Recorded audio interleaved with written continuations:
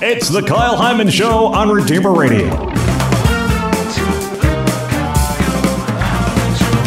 This is Kyle Hyman, and joining us to talk about the most recent document from Pope Francis, Christus Vivit, is Katie Prejean McGrady. Thanks for being here, Katie. Yeah, thanks for having me, Kyle. It's always a pleasure. So if people missed it, Pope Francis released this follow-up document to last year's synod. It's called Christus Vivit, Christ is Alive. So I thought maybe we could start with a little review since it's been a while since the synod ended last fall, and you were involved with that. What was the synod about, and why was it important? So back in April of 2017, Pope Francis kind of announced that he wanted to do a synod, extraordinary synod, a gathering together of bishops and experts to discuss how to minister to young people. And let's clarify, when we say young people in America, we automatically think like 13 to 18 or like middle school and high school. But by Vatican terms, young people means 16 to 29. So technically, I'm still a young person, and I'm pretty excited by that. Jealous. And it's more like young adult, like youth and young adult would be the words that we can use in America to kind of capture that whole age range. Right. So April of 2017, he kind of calls for it. In December of that year, he invites 300 young people to come to the Vatican. The next spring, in March of 2018, we have what's called the pre-synod, and I was involved in that. And it was a meeting of 300 young adults from around the world to write a letter to the bishops that were then meeting in October of 2018. So you can keep that all straight. That's 3 big meetings, right? All kind of culminating in that the biggest of the meetings, the synod, which is the word synod comes from 2 Greek words, sun and hodos, which means on the way together. So a synod is just a gathering to where we discuss this particular topic kind of ad nauseum. You just kind of exhaust the whole thing. And then there's always a final document from the synod, and then the Pope writes kind of a letter afterwards saying, this is what I think. I've gathered all this info. I've collected all these expert testimonies. I've kind of had my thumb on the pulse of this particular topic, and here's my letter. And so Christus Vivit is the culmination of really that 2-year-long process of talking about young people. And have you read the whole document? I have. It's 299 paragraphs, and it took me a couple of sittings. And I was reading it on the plane when I was flying home the other day, and I was like, I think I need a break. It's very long, but yes, I've read it. How well do you think it encapsulates the vision and the conversations that you were a part of? I give it a solid A-. Okay. And I'm a teacher, right? So like, if I'm going to give it a grade, or I was a teacher, if I'm going to give it a grade, nothing ever really gets an A+, right? Sure. But it fits in that A- category for me. I really think what Francis did was synthesize well what we not only said in all these different meetings, but his own opinions about how to approach people at this particular phase of life.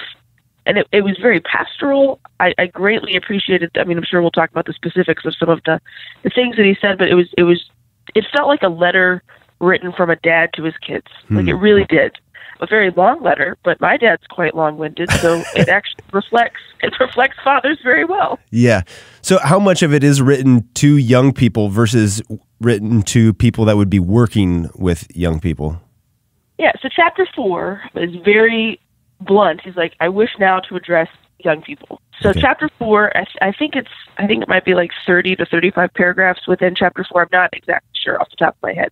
But chapter 4 is addressed directly to young people, and he tells young people 3 very specific things, that not only is Christ alive and that God loves them and wants a relationship with them, but that their life is meant to be such that they live it, that young people live their life for Jesus Christ. And he almost kind of rips it off of JP2, that life with Christ is a wonderful adventure. And that when we understand that Christ is alive and is not just this stained glass 2D figure, but is more alive than you and I, then that can really change the young person's life. That can kind of shift everything. It's a game changer, and it invites them into a new perspective on both how to live, how to share the faith, how to walk forward every single day with kind of this mission in your mind. And then the rest of the document is not, I don't want to use the words analytical because I don't think it is. The rest of the document kind of talks about the theory and the practice and the purpose of walking with those young people that he addressed in chapter 4. Does he get into what the role of young people is in the church? It does. He makes a reference to the final document from October, which talks about that a lot. But he does. He definitely challenges young people within the document to not just be passive bystanders. There's a great line kind of close to the end where he talks about how young people, we've heard Francis say this before, are called to make a mess, right? To make a ruckus, to run the race. And then my favorite line of the whole document, well, I've got like two. One of my favorite lines, and I'll save that one, but my real favorite line is the very last paragraph. He's talking kind of directly to young people again, and he says, "My hope for you is that you run the race. My hope for you is that you run, I mean, just like we have in Scripture, you run and you don't grow weary, that you've got this excitement and this joy and this vivacity for life. And when you run ahead from us and you get there, wait for us and be patient for those of us who might be older who haven't made it just yet." That's a rough paraphrase, but it's this beautiful image of like kind of setting young people free, right? Setting them loose within the life of the church and giving them permission to speak up, giving them permission to show up, giving them permission to offer their gifts and their talents. And for us who are not necessarily in that young adult category anymore, for us to be open to the gifts, to the talents that these young people have, and to listen to their voices and to help them raise their voices. Yeah, so how does that look? How do we encourage that? Yeah, so one of the first practical things I think everybody can do right away is that every pastoral council in a parish, so parish council, pastoral council, whatever you call it, they're usually these elected positions. And most people hear the words parish council, and I don't know, I automatically think like old people sitting in a room, and that's usually probably how it goes. But parish councils canonically actually wield a little bit of power within the life of a parish. They get to make direct advisement to the pastor, and canonically, the pastor has to at least listen to them. Whether or not he follows what they ask him to do is a whole other issue, but the pastoral councils actually hold some weight. So I think every pastoral council in every parish across the United States of America should have somebody on it within this age range, within 16 to 29. I'd even push the envelope and say a male between the ages of 16 to 29 and a female between the ages of 16 and 29. Because that particular stage of life is different than the 40-year-old mom, is different than the grandpa and the grandma. It's different than this is the young adult stage of life. 16 to 29 is a stage of complete and total transition, where nothing is really the same for longer than a few years at a time. And those voices are important at the table of a parish so that they understand how that parish community can best serve and walk with people at that stage of life. So we need to hear their voices. We need to have their ideas. We need to have their presence within those meetings, which are important. So that's just one very simple way that we can bring young people to the table. And for those people out there who are like, well, young people don't have any ideas or they're too young, that's precisely the point. We have to lead them. A young person's seat at the table doesn't mean that your seat gets lost. It just means that the table gets a little bigger. And that's a good thing. We're talking with Katie Prejean McGrady about the papal document that was just recently released, Christus Vivit. And it's Pope Francis' message to young people, but also to those that are working with them and to parishes, to everybody really, on how we can reach out more to young adults and to youth. And I feel like in the United States, we have a growing, tons of room for improvement, but a growing emphasis on youth ministry, the middle school and high school, and our young adult, so post-high school ministries are way behind the progress that we've made in middle school and high school. Is there any directives, or do you see maybe any call for ministries or outreach to that post-high school young adult group? Well, in the documents, it's talking about that age. I think in the United States, the mandate that's kind of been placed upon us is when a young person graduates from high school, they still have almost a decade, if not more, within this age range of transition. And so we've seen things like, obviously, Focus across the country has taken off with intentionally ministering to young people in college and that phase of life, and especially focusing on Greek life and that community that they're forming in sororities and fraternities. obviously there's a mention in the document, and I'm not remembering the number right off the top of my head, but there's a mention in the document about how the work with young people is not just the work of like a hired hand, but is the work of everybody in a parish community. So I really think there's this challenge that's placed upon parishes and within dioceses that like, it's okay if there's not a theology on tap every single month, but everybody in that parish community that sees that 24-year-old who just joined the parish because they moved to the town for a job, like it's your job to be inviting and welcoming and tell them, here's what's going on in our parish community and here's where you can be involved and here's what's offered to you. But direct directives, that's one thing the document doesn't do. The document does not specifically say, do this or don't do that, because, and this was the genius of, I think, the Synod as a whole, this is a global document.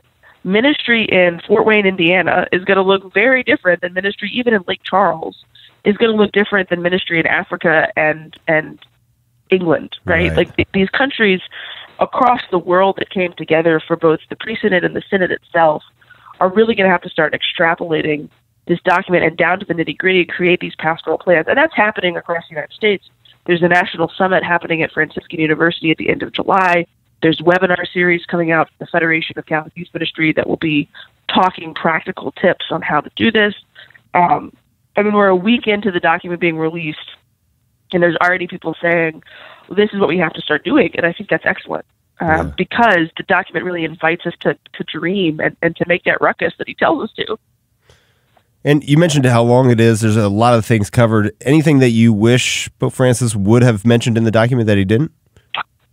I mean, I do wish there was a little bit more about zero tolerance and making sure that we are protecting vulnerable adults and vulnerable young adults and vulnerable young people.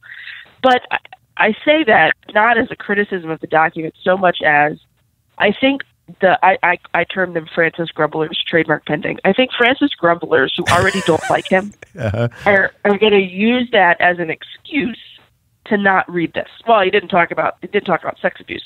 And the problem with that is that's what this document was not supposed to do. This document was not going to derail itself to just address the crisis. This document in and of itself is meant to invite us and challenge us to figure out how to work best with youth and young adults in this phase of life. We can, I imagine, and I hope, can expect more from the Vatican on that topic, and it deserves kind of its own thing. But at the other, I guess, I wanted more. I was reading it, and I was like, more. Let's make it 399 paragraphs. He talks a little bit about marriage and the role of not just married couples in the life of the church, but the formation and the preparation for marriage. And maybe just because, my husband and I are coming up on our 3-year wedding anniversary, and I think back to our marriage prep, which wasn't great. And I imagine most young couples, their marriage prep wasn't great, or if it was really great, like, please call me and tell me what you did, because I think Francis kind of placed this challenge that this is an important phase of transition as well. Young people who are discerning marriage, we have got to intentionally and purposefully prepare them the same way that we take months and months to prepare somebody for confirmation. Right. And I really wanted more paragraphs on that. But again, I mean, we've got Amoris Laetitia that talks about marriage and the family life, and he references that, he talks about that. So that's why I'm giving it an A-, because even if, like, personally I wanted a little bit more, I think the document actually really does stand on its own and is very good. Well, people can read the document free at the Vatican website. Where can people find out about you, your books, and have you come and speak at their parish if they want?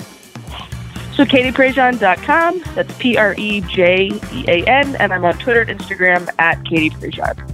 All right, and definitely check out her books. She's been doing so many great things for people that work with youth teachers, youth ministers, and stuff like that. Thank you so much, Katie, for joining us today. Appreciate it. Thanks for having me, Kyle.